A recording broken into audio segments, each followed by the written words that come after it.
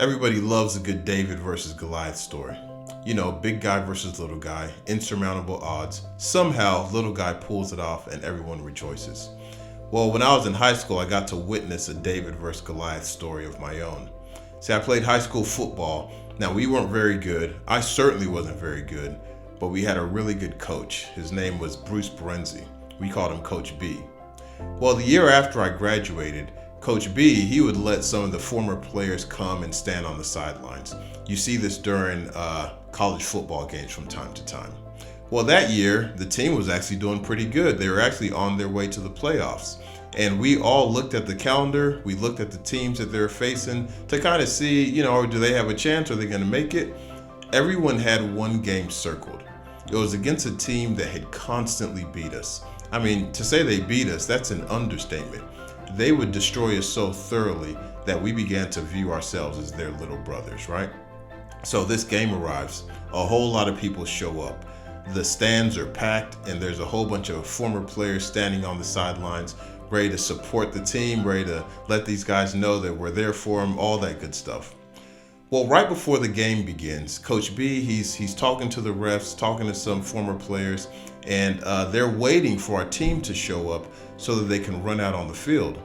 Well, what they don't know is that our team has actually gathered there. But we had a really small team. I mean, we had like 25 guys on the team, maybe less than that. And so at one point, the person who's waiting, he shouts at Coach B, "Is that all the players you got?" And Coach B hears him. And he looks at my team, and I think he sees that my team hears him as well.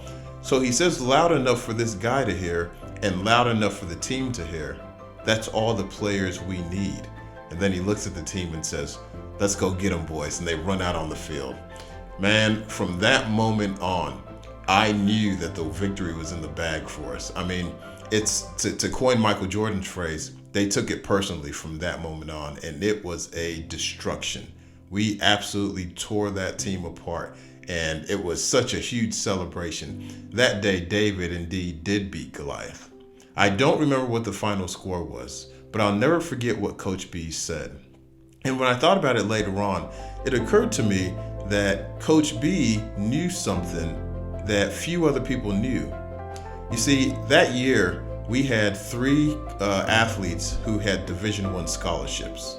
So even though we only had 25 players on the team versus the 50 or more that the other team had, see, when everyone else looked at the field, they would see a bunch of athletes on one side and then like 20 athletes on the other side.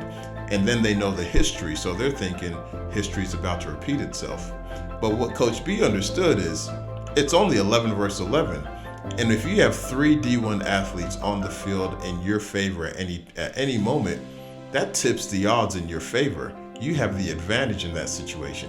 So all he did was act according to what he saw and instilled confidence in everybody else. That's what's required if you're going to tip or take advantage of a David versus Goliath situation. You need knowledge and insight to see where the advantages are in your favor and act upon it. I think when David faced Goliath, he heard a bunch of that too. You got to believe that as he's preparing for battle, he keeps hearing whisperings and people saying, "Look how much bigger Goliath is than this guy." But you know what I think David thought? I think when David lined up against Goliath, he probably thought something like this: "Man, that guy's forehead is a lot bigger than the targets I usually practice on."